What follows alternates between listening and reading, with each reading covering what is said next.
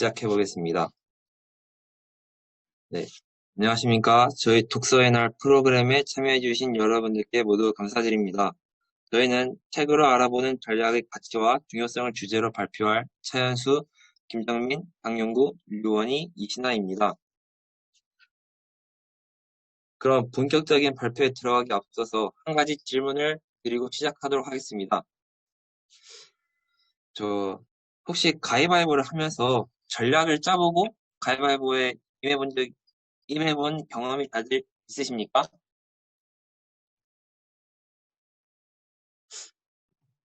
어, 네, 뭐 다들 당연히 있을 것이라고 생각하고 그러면 맞아 이어가겠습니다. 우리는 일상생활에서 정말 다양한 전략을 사용하고 또 자기에게 유리하도록 최선의 전략을 취하려고 머리를 쓰곤 합니다. 네, 아시다시피 어, 네, 아시다시피 이번 발표회 날 주제는 바로 전략입니다. 오늘 저희의 발표 수업을 잘 들으시면 앞으로 마주하게 될 여러 문제 상황에서 보다 유연하게 탁월하게 전략적 선택을 하는 데 도움이 되실 겁니다. 이제 저희 참가원들이 책 챕터별로 읽은 부분에 대해서 요약 정리 발표한 것을 들어보도록 하겠습니다. 네, 안녕하세요. 저는 1, 2단원을 맡았는데, 제가 1, 2단원 중에서 이제 처음으로 제가 발표할 내용은 바로 의사결정입니다. 전략에 있어 가장 중요하고 근본이 되는 것은 의사결정이라고 생각합니다. 따라서 전략과 의사결정은 상호 의존적이라고 할 수 있는데, 이 상호작용은 두 가지 방식으로 일어납니다. 하나는 순차적인 방식이고 또 하나는 동시적인 방식입니다. 저는 오늘 이 중에서 순차적인 방식에 대해 이야기를 해볼까 합니다. 순차적인 방식이란 현재 내 행동이 상대의 미래 행동, 더 나아가 내가 그 후에 하게 될 미래 행동에 어떤 영향을 미칠지 예측하는 것입니다. 즉, 미래를 예측해서 역방향 추론을 하라는 의미인데, 역방향 추론이란 가장 최종적인 이런 미래 의사결정을 예측한 다음 그것을 활용해서 그 이전에 선택을 해 나가는 방식입니다. 예를 들어서 설명해 보자면, 지금 저희는 프린스턴에서 뉴욕으로 가는 길에 있는 상황입니다. 프린스턴에서 뉴욕으로 가려면 몇 가지의 옵션이 있는데, 첫 번째로 이동수단을 선택해야 합니다. 버스, 기차, 승용차 중 어느 것을 이용할 것인지, 그리고 이동수단을 선택한 다음에도 옵션이 생기는데요. 승용차를 타고 간다면 어느 도로로 갈 것인지 선택해야 합니다. 또한 철도와 버스를 선택한 사람들은 뉴욕에 도착한 다음 목적지까지 갈 방법을 다시 선택해야 합니다. 결국 최선의 선택은 가격, 시간, 교통 상황, 최종 목적지의 위치, 이런 쾌적함 등 여러 요인을 복합적으로 고려해 이루어진다고 보면 됩니다.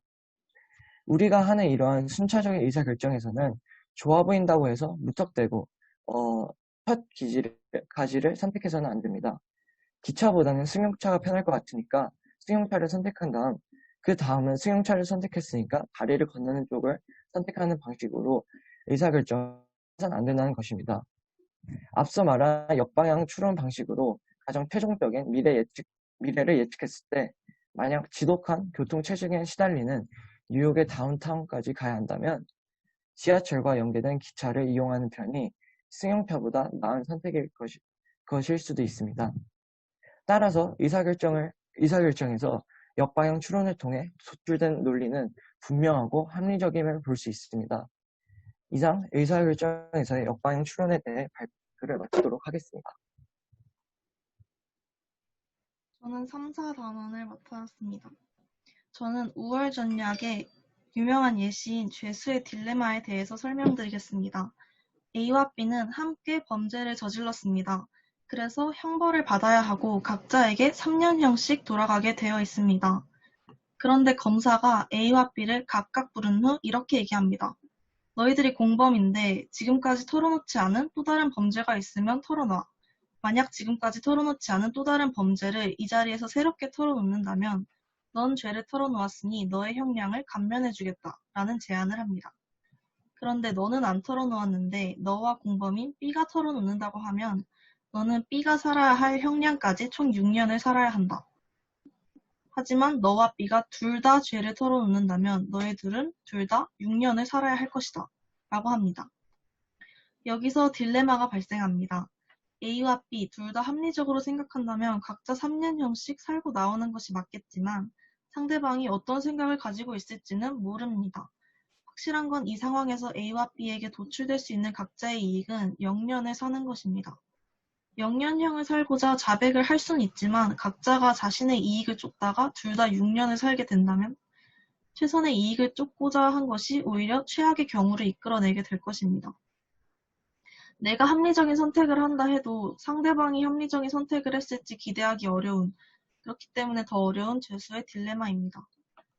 여기서 상대 죄수가 어떤 전략을 택할지는 모르지만 우월 전략에 따르자면 죄수는 자백을 선택하게 될 것입니다. 서로 협력하며 이득을 볼 수 있지만 배신으로 인해 더 많은 이익을 취하지 못할 수도 있기에 차선책인 자백을 택하는 것입니다. 이렇게 죄수의 딜레마에 대해 배웠으니 죄수의 딜레마에 대해 실생활과 밀접된 방식으로 이해해 봅시다.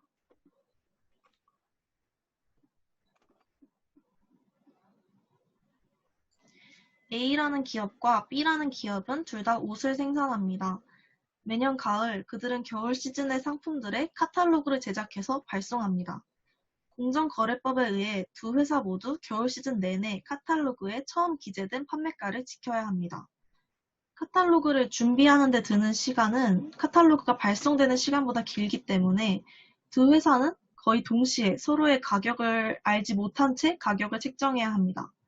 비슷한 품질의 옷을 만드는 두 회사 모두 $80의 정가를 책정한다면 두 회사가 판매 기회와 이윤을 공평하게 가져갈 수 있지만 한 회사가 $70를 책정을 해버린다면 그 회사가 독점을 하고 말 것입니다. 따라서 두 회사는 $70로 가격을 책정하고 싶은 유혹에 흔들리겠지만 두 회사 모두 $70로 가격을 책정하게 된다면 두 회사 모두 $80로 가격을 책정했을 때보다 손해를 보게 되는 셈입니다. 이렇듯 죄수의 딜레마는 어느 한쪽뿐만이 아니라 양쪽 당사자 모두 우월 전략을 가지고 있습니다. 이 전략 게임에서 자백을 하는 쪽이 가격을 $70로 책정하는 쪽이 우월 전략인 것은 누구나 쉽게 알 수 있습니다. 따라서 죄수 A와 죄수 B, A 기업의 매니저와 B 기업의 매니저의 추론은 정확히 똑같을 수밖에 없습니다. 그러므로 이런 경우 패패라는 죄수의 딜레마 공식에 빠지지 않기 위해서는 상대의 전략을 파악해서 나의 의사결정을 도출해야 합니다. 협력을 달성하려면 거꾸로 배신을 피할 수 있어야 한다라고 합니다. 즉, 죄수의 딜레마를 피하기 위해서는 배신을 하지 않았을 때의 보상이 크거나 배신을 하였을 때의 처벌이 커야 합니다. 네, 제가 이제 발표하겠습니다. 제가 발표할 내용은 선택과 확률의 상황에서 어떤 전략이 유효한지에 대해서 말해보고자 합니다. 대표적인 불확실성의 상황은 앞에서 신하가 말했던 그 예시에서 더 추가적으로 할 수 있겠는데요. 바로 가위바위보 게임입니다. 가위바위보 게임이야말로 상대가 어떤 전략을 내세울지 몰라서 답답한 게임인데요. 다들 매번 겪는 경험이라 익숙할 것이라 예상합니다. 이런 가위바위보 전략에서 사용되는 전략이 무작위 전략, 즉 랜덤 게임이라고도 불리는 전략입니다. 이 전략은 말 그대로 상대가 내 패와 전술 등을 예측하지 못하게 무작위로 내는 것입니다. 이 전략에 있어서 내시평형이라는 개념을 빼놓을 수가 없는데 단적인 예로 축구의 페널티킥을 들어볼 수 있습니다. 왼쪽에 강한 키커가 왼쪽을 차려하면 골키퍼는 당연히 왼쪽을 막으려고 할 것이고 이 수를 예측하고 키커가 오른쪽으로 차려고 하면 골키퍼 역시 그의 생각을 읽고 오른쪽을 막으려고 할 것입니다. 이렇게 되면 끝없는 사고의 순환고리가 형성되고 뇌시평형이란 존재할 수 없게 됩니다. 뇌시평형이란 양 선택자가 최선의 선택을 했고 그 선택을 바꾸려고 하지 않는 최고의 상태를 일컫는 말입니다. 하지만 가위바위보에서는 이런 앞선 이론적인 예시들과 달리 사람과 사람으로 이루어진 게임이고 또 감정과 몸짓 등 내부적 요인이 포함된 게임으로 심리적 요인을 배제할 수 없기 때문에 항상 적용되는 것은 아닙니다. 그렇지만 항상 적용되는 것이 아니지 아예 안 쓰이는 것은 아닙니다. 즉 혼합된 형태가 중요합니다. 하지만 혼합된 상태에서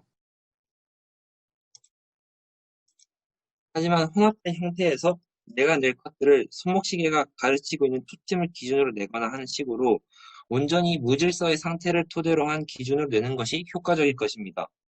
이상 불확실성 게임에 대한 전략에 대한 발표를 마치도록 하겠습니다. 이제부터는 제가 정보의 비대칭성과 이에 따른 문제점, 그리고 문제 해결을 위한 전략들에 대해 이야기해 보려고 합니다. 여러분은 레몬마켓이라는 이론에 대해 알고 계신가요? 이 이론은 일반인에게도 잘 알려진 경제 개념인데요. 한국에서는 개살구 시장이라고도 부르는 정보의 비대칭성과 관련된 이론입니다. 우리가 레몬 시장에서 레몬을 사려고 한다고 가정해 봅시다. 우리는 당연히 겉이 노랗고 상태가 좋아 보이는 레몬을 선택하려고 하겠죠. 하지만 여기서 우리가 간과하고 있는 사실이 있습니다. 레몬의 판매자들은 소비자인 우리보다 레몬이 어떠한 상태인지 더 잘 알고 있습니다. 다시 말해, 판매자들이 가지고 있는 정보량과 구매자들의 정보량이 일치하지 않는다는 말입니다. 이것을 보고 우리는 판매자와 구매자 사이에 정보의 비대칭성이 존재한다고 합니다. 판매자들은 당연히 구매자들이 외양을 중시할 것을 알고 미리 외양만 번지르르 하고 맛은 떨어지는 레몬을 구비해 놓습니다. 그 결과 소비자들이 아무리 열심히 레몬을 골라도 맛없는 레몬밖에 없을 거라는 것이 정보의 비대칭성과 관련된 레몬마켓 이론입니다. 이렇게 정보의 비대칭이 심해져 저급품만 남는 레몬마켓이 형성되면 그 시장은 결국 소비자의 외면으로 경쟁력을 잃고 비활성화됩니다.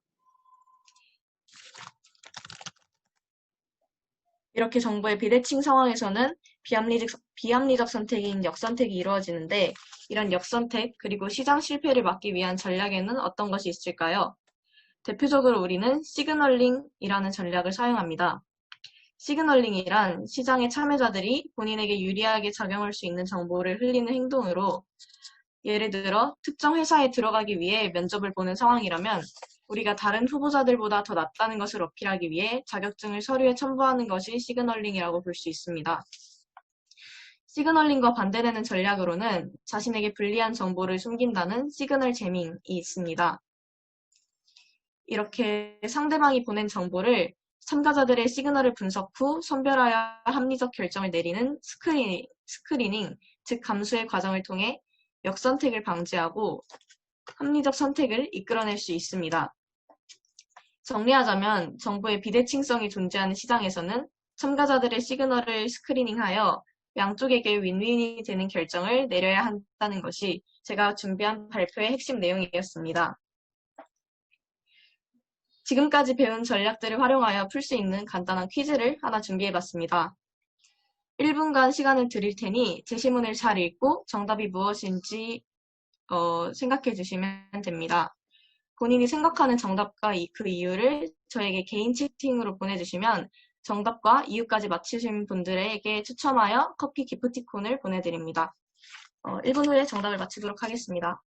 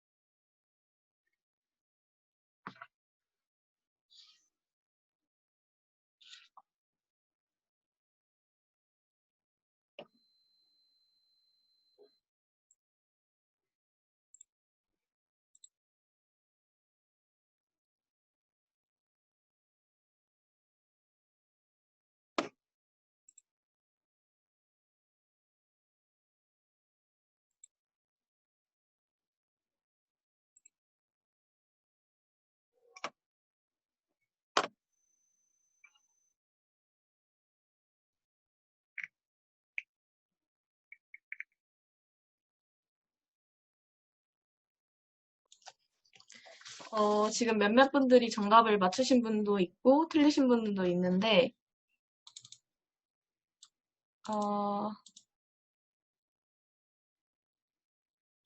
네, 정답은 바로 A였는데요.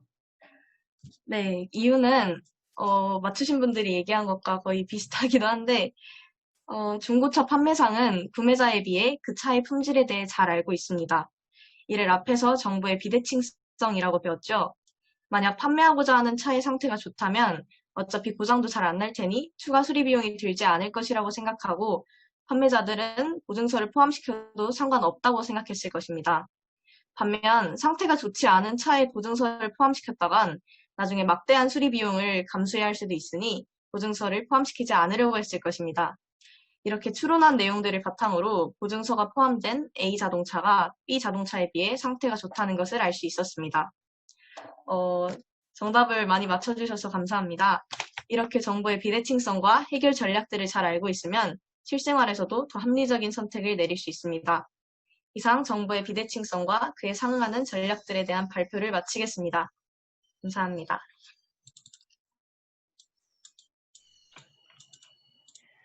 안녕하십니까. 저는 마지막 챕터를 맡은 김정민이라고 합니다. 제가 맡은 부분은 바로 경매 파트입니다. 여러분이 흔히 아시는 그 미술의 대가들이 그린 한 폭의 그림을 팔 때나 수산물 시장에서 비싼 어종의 물고기를 팔 때 주로 이용하는 판매 방식이죠. 하지만 이 경매의 의미가 점차 변화하고 있다는 걸 알고 계십니까? 단순히 값비싼 물건의 판매 수단이 아니라 어떤 물건의 구매 수단으로서의 경매가 부상하고 있는 추세입니다. 대표적인 예시로 정부 조달 경매가 있죠. 구매자가 하나고 구매자의 거래를 따내려는 다수의 판매자가 존재하는 형태입니다. 자, 그럼 본격적으로 경매에 관해 제가 한번 얘기해 보겠습니다. 처음으로 제가 소개할 개념은 바로 승자의 저주라는 것인데요. 승자의 저주란 자신이 경매에서 승리하여 어떠한 상품 또는 서비스를 낙찰받았음에도 후회하게 되는 현상입니다. 그 이유는 대표적으로 두 가지로 나뉘는데, 첫 번째는 자신이 예상했던 적정 가격보다 더 높은 가격에 낙찰받아서이고, 두 번째는 낙찰받긴 했지만 상품이 생각보다 자신의 마음에 들지 않았기 때문입니다. 이제부터는 제가 다양한 경매의 종류와 특징에 대해 얘기해 드리겠습니다. 제가 가져온 경매 방식은 총 5개로 영국식, 오름차순, 일본식, 디크리, 네덜란드식 경매입니다. 물론 봉인 입찰 경매 등 더 다양한 경매들이 있지만 조금 더 특색이 강하고 중요한 경매 방식을 가져와 봤습니다. 처음으로는 영국식 경매입니다. 경매인이 앞에 서서 계속해서 더 높은 입찰가를 외치며 경매가 진행됩니다. 예를 들어 20만 원 있습니까? 아, 모자 쓰신 여성분 있습니다. 아, 자 30만 원 있습니까? 예, 있습니다. 뭐 이런 식으로 해서 30에 최종적으로 저분이 낙찰되셨습니다. 이런 방식입니다. 전략은 너무나도 당연하지만 자신이 그 상품에 매긴 일정 수준의 가격 이상으로 올라가면 더 이상 참여하지 않는 게 최적의 전략이라고 소개되어 있습니다. 다음은 오름차순 경매입니다. 사실 눈치채셨겠지만 영국식 경매와 혼용하여 쓰는 용어이기 때문에 영국식 경매에 비교해서 별다른 특징이 없습니다. 두 경매가 같은 방식임을 알아두셨으면 합니다. 세 번째로는 일본식 경매인데요. 영국식 경매에서 파생된 변형 버전이라고 할 수 있을 것 같습니다. 경매인 대신 앞에 시계가 놓여 있습니다. 시계는 계속해서 올라가는 입찰가를 나타내고 입찰을 원하는 이들은 계속 손을 들고 있습니다. 손을 내리는 순간 입찰을 포기하겠다는 것을 의미하며 손을 한번 내리면 다시 들 수 없습니다. 이러한 방식으로 끝까지 손을 내리지 않은 사람이 낙찰되는 방식입니다. 영국식 또는 오름차순 경매에서는 확인할 수 없는 잠재적 입찰자들의 존재를 투명하게 볼 수 있기에 다양한 전략이 사용될 수 있을 듯합니다. 네 번째는 디크리 경매입니다. 디크리 경매란 봉인된 봉투에 자신이 원하는 입찰가를 적어내는 방식입니다. 최고 입찰가를 작성한 사람이 당연하게도 낙찰됩니다. 하지만 여기서 눈여겨봐야 할 점은 바로 차점가 입찰 방식을 사용한다는 것입니다. 최고가를 적은 사람이 낙찰되기는 하지만 지불하는 금액은 두 번째로 높은, 즉 차점가를 적어낸 사람의 입찰가만큼 지불하고 낙찰받는 것입니다. 디크리 경매는 상대방의 입찰가를 전혀 추측할 수 없다는 점에서 흥미롭다고 할 수 있겠습니다. 마지막으로 네덜란드식 경매입니다. 쉽게 말해서 일본식 경매의 반대 개념입니다. 일본식 경매에서는 시계에 적힌 가격이 꾸준히 상승함에 따라 사람들이 손을 점차 내리는 방식이었다면 네덜란드식 경매는 시계에 적힌 가격이 최고가에서 점점 내려가면서 제일 먼저 손을 든 이가 낙찰됩니다. 또 하나 특이점은 대리인이 대신 참여해도 된다고 하네요. 이로써 경매의 종류에 대해 알아보았습니다. 다음으로는 이제 가치의 종류에 대해 말씀드리고 싶네요. 가치의 종류는 크게 두 가지로 사적 가치 그리고 공적 가치가 있습니다. 사적 가치는 특정 상품에 대해 개인마다 부여하는 가치가 다름을 의미한다면, 공적 가치는 모든 입찰자들이 경매 물건에 대해 동일한 가치를 부여하는 경우를 의미합니다. 그렇다면 공적인 가치에 대해 몇몇 입찰자들의 가치 부여가 달라지는 경우는 어떡할까요? 당신이 할 수 있는 최선의 추측을 해야 한다고 이 책에서는 소개합니다. 누가 혹은 얼마나 많은 사람들이 입찰을 원하는지, 그리고 그들이 언제 입찰을 멈추는지에 따라 당신의 최선의 추측이 달라집니다. 하지만 영국식 경매 같은 경매는 그런 정보를 은폐하죠. 반대로 일본식 경매 같은 경우에는 이런 정보를 투명하게 공개함으로써 공적 가치의 평가가 엇갈릴 때에도 효율적인 전략을 짤 수 있다고 말할 수 있습니다. 다음으로는 프록시 입찰에 대해 알려드리겠습니다. 프록시 입찰이란 이베이에서 주로 사용하는 방법으로 프록시 입찰을 먼저 진행하여 입찰자들이 상품의 입찰을 진행합니다. 예를 들어 A가 어떤 상품에 대해서 A는 26달러를, B는 33달러를, C는 100달러를 입찰했다고 가정해 봅시다. 이 26달러가 지나는 순간 A는 탈락하게 되고, 마찬가지로 입찰가가 33달러를 넘는 순간 B 또한 탈락하게 됩니다. 따라서 남은 C가 낙찰되고, B, 즉 사정가 플러스 1달러, 34달러의 이베이가 이 상품을 대리 낙찰하여 C에게 전달한다고 합니다. 따라서 이러한 프록시 입찰에서는 스나이핑 기법이 매우 중요하다고 알려져 있는데요. 자신이 그 분야의 전문가라면 그 상품의 가치를 쉽게 내비치고 싶지 않을 것입니다. 따라서 입찰 종료 몇 초 전에 스나이퍼 기법을 사용하여 자신의 입찰 가격을 빠르게 써내는 것을 의미합니다. 이를 도와주는 인터넷 기술이 다양한데 대표적으로는 비드네퍼가 있다고 합니다.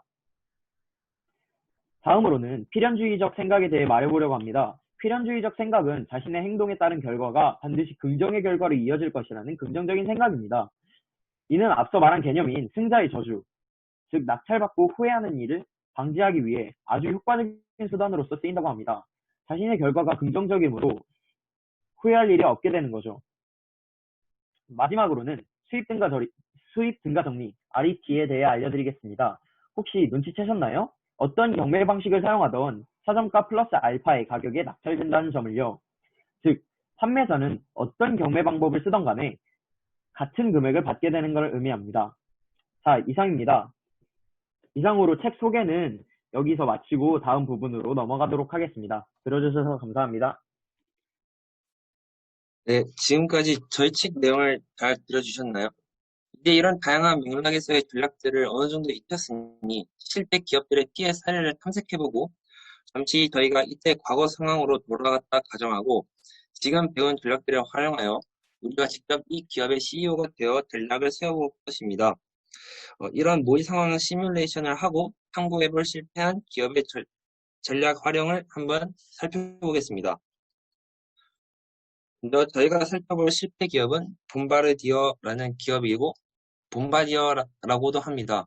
이 기업은 캐나다 퀘벡주 몬트리올에 본사를 두고 있고 중공업을 주로 두고 있는 대기업입니다.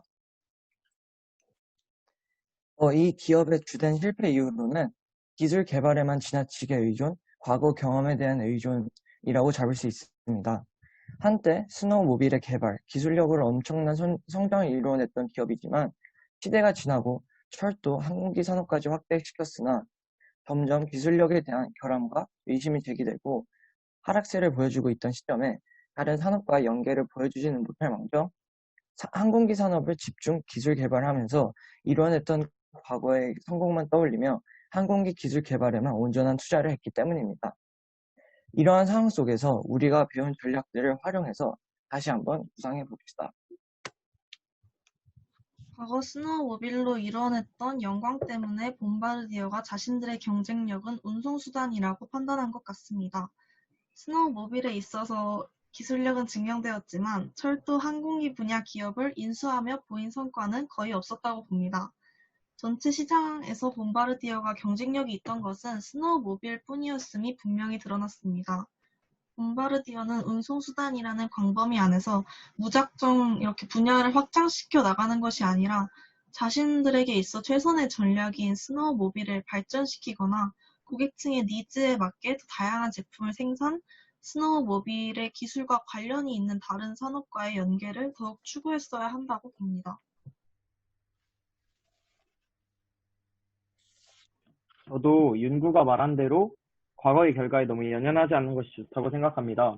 무엇보다 전략을 세우고 이를 실행할 때에는 페이스 유지가 굉장히 중요한데 과거의 일에 너무 얽매여 있다는 것은 그 결과가 부정적이든 긍정적이든 현재의 나에게 무시하지 못할 영향력을 미친다고 생각합니다.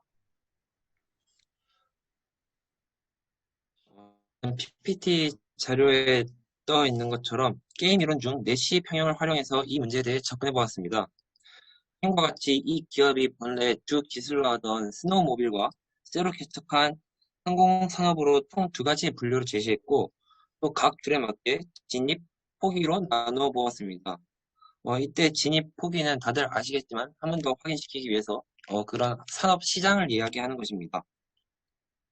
자, 다시 한번 보시는 바와 같이 스노우모빌과 항공산업 진입과 포기 시 각각 네 가지의 경우의 수로 보았을 때 진입 포기 그리고 포기 진입의 두 가지 경우로 비교되는 것을 보실 수 있을 것입니다. 이렇게 내시 평형에 맞는 두 가지의 경우가 최선의 경우로 볼 수 있고 이때 더 빨리 시장을 차지할수록 더 이윤을 극대화시킬 수 있습니다. 따라서 이렇게 표로 도식화시켜서 확인할 수 있듯이 이 기업은 항공기 산업을 포기하고 스노우모빌을 강화시키는 쪽으로 갔었어야 그 당시 기업이 최대 이익을 취할 수 있는 입장이라는 것을 알 수 있습니다. 네, 이렇게 내용 정리를 한번 해보았습니다.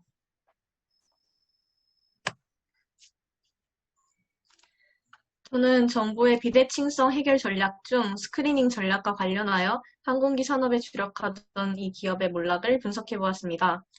해당 기업의 경영진에게는 분명 기존의 항공기 산업 말고도 전환할 만한 다른 산업들이 종종 드러났을 것입니다.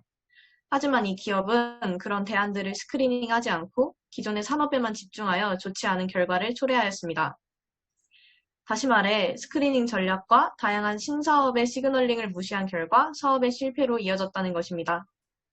해당 기업 봄바르디어가 이 상황을 극복하기 위해서는 봄바르디어에게 보내는 다양한 여러 기업들의 시그널을 잘 고려하고 적극적인 스크리닝 전략 실행이 필요할 것으로 보입니다.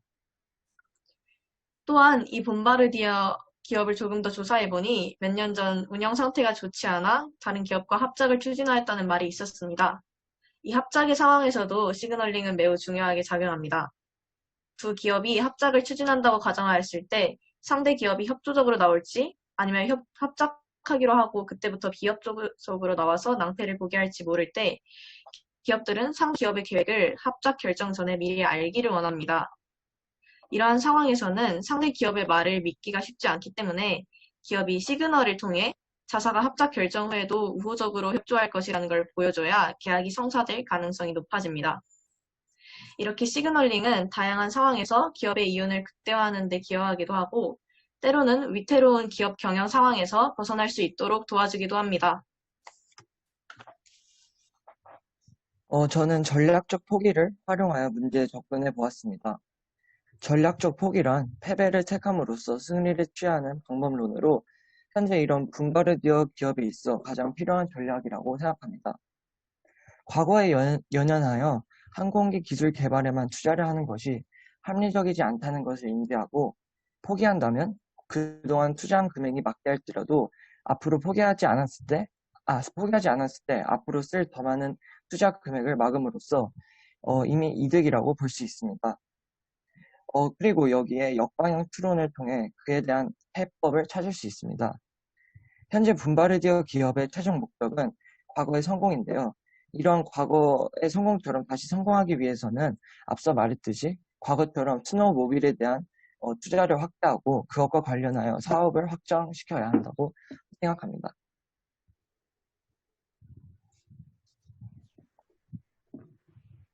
자, 이번에는 현 국제 정세에 화제가 되고 있는 이슈를 가지고 지금껏 배워온 전략들을 활용하여 어떻게 적용시킬지 알아보는 시간을 가져보도록 하겠습니다. 화면에 있는 걸 먼저 보시지 말고 제 얘기를 한번 먼저 들어주세요. 처음으로는 국회에서 만든 예산안에 대한 대통령의 거부권에 관한 얘기입니다. 대통령은 국회가 짠 전체 예산에 대한 거부권은 있지만 개별 항목에 대한 거부권은 없습니다. 개별 항목에 대한 거부권이 있다면 대통령에게 더 유리한 협상이 될 것 같지만 게임 이론의 측면에서 보면 그렇지 않다고도 볼 수 있습니다. 그 이유는 현 상황에서는 국회가 원하는 예산안과 대통령이 원하는 예산안을 적절히 섞어 윈윈을 만들어낼 수 있지만 대통령이 개별 항목, 즉 국회가 원하는 항목들을 모두 반대해버리게 되면 대통령의 독재로 이어지기 때문에 국회에선 전략의 선택지가 사라지기 때문입니다. 두 번째로는 역사 속 사건인 병자호란에 관한 이야기입니다. 명분을 중시하던 척화파는 청과의 사대관계를 반대했죠. 명나라와의 의리를 지키고자 한 것이죠. 반대로 신뢰를 추구하던 주화파는 명나라의 몰락 가능성을 언급하며 청에게 잘 보여야 한다고 주장했습니다. 이 문제를 보는 측면마다 어떤 선택이 합리적인 선택일지 인지에 달라질 것입니다. 가령 국가의 국제 지위 존속 및 유지를 최우선으로 본다면 주화파의 견해가 맞는 판단일 것이고, 의리와 대의 명분을 우선시한다면 척화파의 입장을 따르는 것이 맞을 것입니다. 이렇게 들으면 전략은 국가 간의 협상이나 정치 외교적 사안 등 크고 중대한 사안에만 쓰이는 것 같죠? 그래서 준비했습니다. 실생활 속의 전략.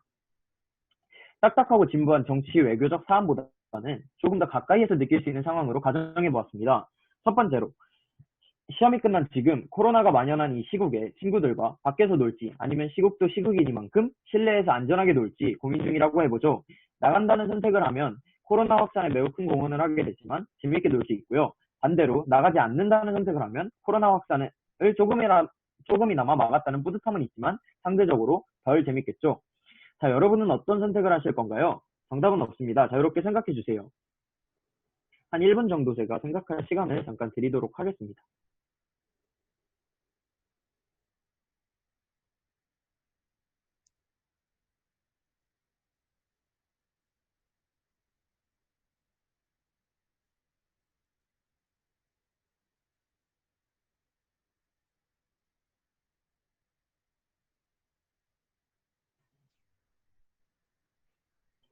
네, 생각해 보셨나요? 두 번째로는 여기 화면에 나와 있는 치킨 게임이라는 건데요. 당신과 당신의 가장 친한 친구가 있습니다. 사형수인 당신 두 명은 무조건 이 게임에 참가를 해야 하고요. 1차선인 도로에서 둘은 마주보고 있는 차에 탑승했습니다. 선택지는 단 2개, 직진 혹은 옆으로 핸들을 돌리는 것뿐입니다. 자, 이제 게임의 룰을 설명드리죠. 간단합니다. X를 밟아 앞으로 가면 상금 1억 원을 받고, 무서워서 핸들을 옆으로 돌리면 상금을 포기하게 되는 겁니다. 상금을 받으면 비록 사형수더라도 유가족들에게 남겨줄 수 있죠. 단 두 분 다 X를 밟아 앞으로 가는 선택을 한다면 두 분 다 심각하게 다치실 겁니다. 또한 두 분 다 핸들을 돌리셔도 두 분 다 사형에 처하게 되실 겁니다. 자, 어떤 선택을 하시겠습니까? 이거는 일반과 달리 생각을 한 후에 제가 직접 몇 명을 뽑아서 발표를 한번 들어보고 싶습니다. 한 1, 2분 정도 다시 생각할 시간을 드리고 제가 발표를 한번 시켜보겠습니다.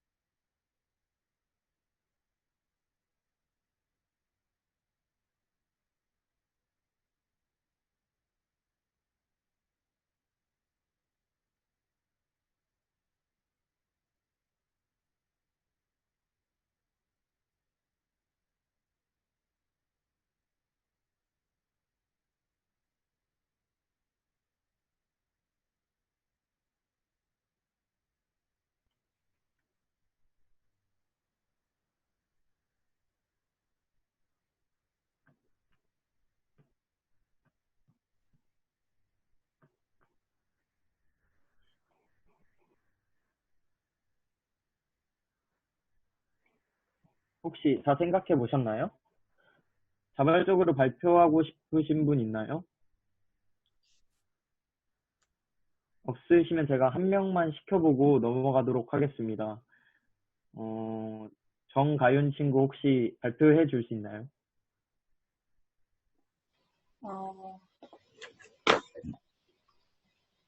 어, 저라면 저는 직진을 할 것 같아요.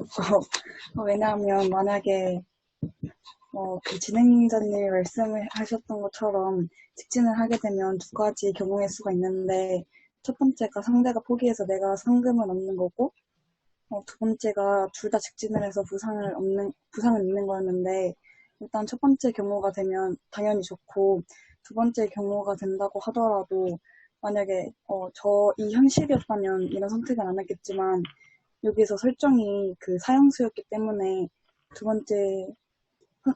번째 선택지에서 둘 다 직진을 해서 부상을 얻는다고 해도 별로 상관이 없을 것 같아서 저는 직진을 할 것 같습니다. 네, 감사합니다. 들어보니까 한 명 더 듣고 싶어서 제가 한 명만 더 시키도록 하겠습니다. 조세빈 친구 혹시 발표해 줄 수 있나요? 네. 저라면은 이번 핸들꺾기 선택할 것 같은데요. 그 이유가 꼭 이 상금만이 얻을 수 있는 이유는 아닌 것 같아요. 어떠한 상황에서도 일단 그 직진했을 때 얻을 수 있는 피해가 되게 크기 때문에 그 피해를 피하는 것만으로도 충분히 어느 정도 이점이 있다 보는데 1번을 선택했을 때 만약에 상대도 꺾지 않는다면 경쟁 상대와 나는 모두 피해를 보는 것이고 상대가 강인 직진할 때 나는 핸들을 꺾는다면 경쟁 상대가 우위에 서고 나는 경쟁에서 패한다. 그뿐이지만 이러나 저러나 결국에 이점이 없을 때 최소한의 피해를 최소화하는 게 맞다고 보기 때문에 더 큰 이익을 위해서 어떤 도전하는 것보다는 보다 안정적으로 핸들을 꺾는 것이 맞을 것 같아요. 네, 조금 색다른 의견이라서 되게 듣기도 잘한 것 같습니다. 자, 이로써 제 발표는 끝이 났고요. 이제 다음으로 이거에 대한 제 호스트들, 친구들의 의견도 한번 들어보겠습니다.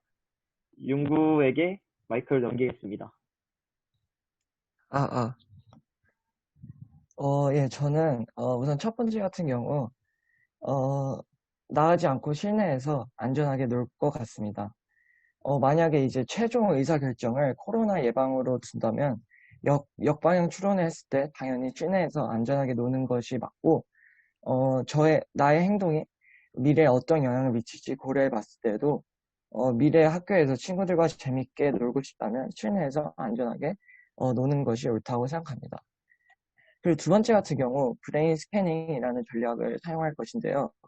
상대가 취할 만한 조치와 반격을 모두 예상하고 상대가 무엇을 선택할지 예측하고 무엇이 최선의 결정인지 분석하는 등 진정으로 전략적 의사결정을 하기 위해 상대의 관점이 되어보는 것입니다. 상대의 이런 원인이나 동기를 파악함으로써 대처 방법을 도출할 수 있는데 마찬가지로 이 치킨 게임에서 상대방의 관점에서 상대방의 목적, 생각, 관념 등을 파악하게 된다면 상대가 핸들을 돌릴지 돌리지 않을지 예측할 수 있고 그에 따라 저도 유동적으로 핸들을 돌리지 않을지 판단할 수 있습니다. 저는 첫 번째 상황에서 전략을 세워보겠습니다. 결론부터 말하자면 저는 실내에서 안전하게 놀겠습니다. 5월 전략에 따라 이러한 결정을 내렸는데요. 나간다는 선택의 조건 중에 코로나 확산에 큰 공헌을 하게 된다는 부분. 어떻게 보면 코로나에 걸릴 수도 있다는 건데 코로나에 걸리면 폐가 굳어 매우 고통스럽다고 들었습니다. 또한 코로나에 걸리지 않았더라도 다른 사람이 이미 코로나에 걸렸을 수도 있는 부분이 있습니다. 우월 전략에 따르면 상대방이 선택한 전략에 관계없이 항상 자신에게 최선의 결과를 가져다 주어야 합니다. 다른 사람들이 코로나에 걸렸거나 해서 전파를 할 수도 있고 밖의 사물에 코로나균이 묻어있을 수도 있는 가능성이 있기 때문에 다른 사람들이 밖에서 놀기로 선택함과 관련 없이 코로나로부터의 안전함과 친구들과의 우정을 지킬 수 있는 최선의 결과인 실내에서 놀기를 택하겠습니다. 네, 저는 치킨 게임에서의 딜레마와 내시평형에 대해서 한번 말해보겠습니다. 네, 치킨 게임은 아무래도 이게 앞선 슬라이드는 제가 그 책 내용 정리했던 부분에서 동일한 방법으로 쓰였던 내시평형의 그 이론 차트인데요. 같은 논리로 적용되기 때문에 앞선 그림으로 생략하도록 하겠습니다. 네, 그래서 제가 내리는 치킨 게임에서의 결론은 치킨 게임은 한 명은 돌진하고 한 명은 회피해서 끝나는 게임입니다. 그래서 나의 입장에서는 단순히 내가 돌진하고 상대방이 회피하는 것이 가장 큰 이득이겠죠. 하지만 만약 상대방보다 내가 앞서서 의사를 결정할 수 있다면 나는 절대 회피하지 않을 것이다. 이것을 명백히 보임으로써 상대방의 회피를 유도하는 방법이 있습니다. 이 상황에서 상대방은 아마도 일반적인 사람이라면 상호 참여보다는 그래도 회피가 더 나은 선택이 되기 때문에 충돌을 결국 피하게 될 것입니다. 이러한 방법을 닭이 손 묶기 전략이라고도 부르는데 자신의 처지를 제한해 상대방의 선택 가능한 제한의 폭을 좁혀버리는 전략입니다. 하지만 이런 경우 유의한 상황에서 언어적으로만 다르게 해서 사용할 수도 있습니다. 이런 경우에 저는 새롭게 전략적 수라는 개념을 도입해서 문제를 풀어나가 보려고 합니다. 전략적 수라는 것은 치킨 게임과 같이 상황에 놓여 있는 당사자에게 더 나은 결과가 보장되도록 게임을 변형시키는 행동을 일컫는 말입니다. 전략적 수를 설정할 때 가장 무게를 두어야 하는 점이 무엇일까요? 네, 바로 무엇을 할 것인지 그리고 어떻게 할 것인지에 대해서 명확하게 구분짓고 가는 것입니다. 이것을 적용시켜 보면 앞선 저의 내시평형 설명에서도 두 개의 평형이 존재한다는 것을 볼 수 있었죠. 그런데 당신은 직진하고 상대방은 핸들을 꺾기를 자연스럽게 원할 겁니다. 평소에 절대 방향을 틀지 않는 강큰 사람이라는 평판을 쌓아두었다면 고민할 필요가 없을 거라 했죠. 이런 게 아까 말했던 아까는 상황을 풀어서 설명했지만 아까의 그 설명을 개념적으로 설명해 봤을 때 전략적 수라는 것입니다. 또 다른 예시를 한번 들어보겠습니다. 내가 운전을 하고 있는데 핸들을 뽑아서 창문 밖으로 던져봅시다. 그러면 상대방이 보기에 나는 이제 선택권이 없다 라는 식으로 보여주는 꼴이 되겠죠. 그러면 일종의 게임 방식을 변형하는 것과 같습니다. 그러면 누군가 또 반문을 할 수 있습니다. 핸들을 꺾어서 창문 밖으로 버리면 너는 핸들을 꺾는 선택권을 버리는 것이 아니냐 이렇게 의문을 제기할 수도 있겠지만 치킨 게임에서 어떻게 생각해보면 패배를 하는 가능성을 배제하는 선택지라고도 생각할 수 있습니다. 따라서 패배하는 가능성을 배제하는 행동이기 때문에 전략적 우위에 설 수 있고 자신에게 최대 이익을 남기도록 할 수 있습니다.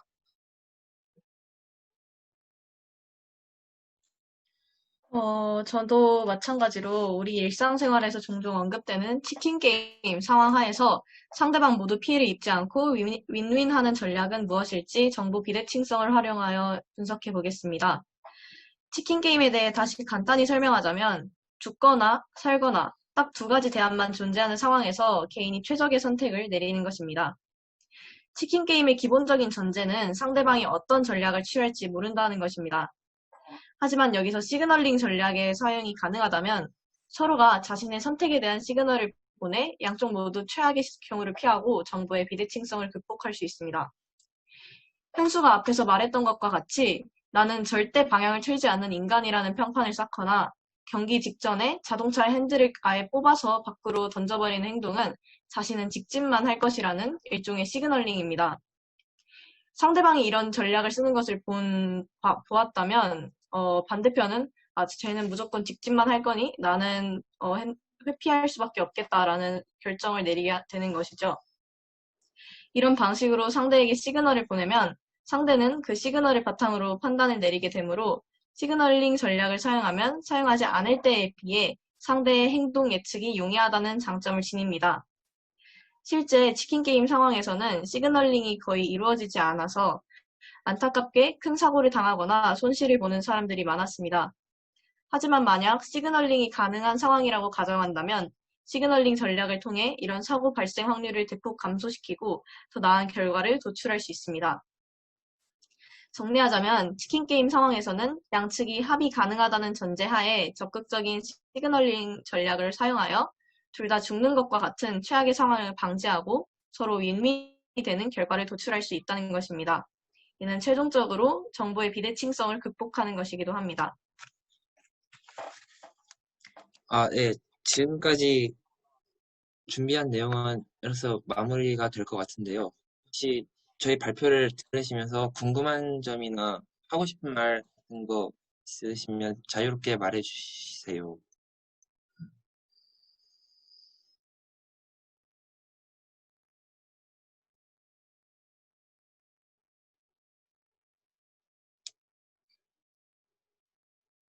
네. 딱히 없는 것 같은데, 그러면 네, 저희가 이걸 준비하면서 느낀 소감 한마디씩 하면서 마무리를 짓도록 하겠습니다. 저는 이번 독서의 날 프로그램을 준비하면서 책을 한번 여러 번 읽어보았는데, 우리가 이 책은 물론 경영에 있어서 주로 전문적 내용을 다루고 있지만, 실생활에서도 다양하게 적용시켜 볼 수 있는 활동을 할 수 있어서 정말 유기적인 관계를 맺고 있구나라고 다시 한번 새삼 느낄 수 있게 되었고요.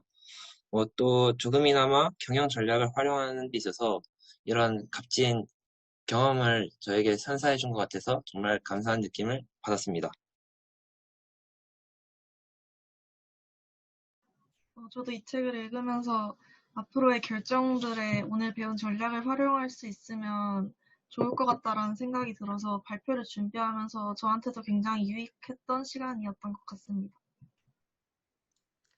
여러분들에게 새로운 경제 개념과 문제 해결에 도움이 되는 전략들을 소개시켜 드릴 수 있어서 뜻깊은 시간이었다고 생각합니다. 저도 정말 제 진로에 한 걸음 더 다가가는 느낌이 들었고, 제가 맡아서 조사한 경매 파트에 대해서는 특히 더 많은 지식을 배워가는 것 같아서 정말 유익한 시간이었다고 생각합니다. 제 인생에서 나중에 이런 전략을 쓸 날이 온다면 오늘의 독서의 날을 잊지 못할 것 같네요. 평소에 결정을 내릴 때 엄청 좀 많은 시간이 소요되는 편인데 오늘 배운 전략들을 토대로 실생활에도 적용한다면 쉽고 빠르고 합리적이게 의사결정을 할 수 있을 것 같고 이번 기회를 통해 경영과 이런 진로에 좀 더 친해진 것 같아서 좋았던 것 같습니다. 네, 저희가 이렇게 소개한 책은 전략의 탄생이라는 책이고요. 독후감에 활용해도 좋을 거고, 그리고 여기 들어와서 시청해주신 분들 대부분 진로가 경제 혹은 경영이라고 생각을 하는데, 약간 자기 개발서로도 충분히 좋은 책이라고 생각돼서 꼭 한번 읽으시길 권장드립니다. 네, 이로써 저희 준비한 독서의 날은 모두 마쳤고요. 저희 독서의 날 프로그램을 방문해주신 참가자분들과 기도해주셨던 박현선 선생님께 모두 감사의 말씀을 드립니다. 저희는 이만 여기서 마무리하도록 하겠습니다. 감사합니다. 감사합니다. 감사합니다.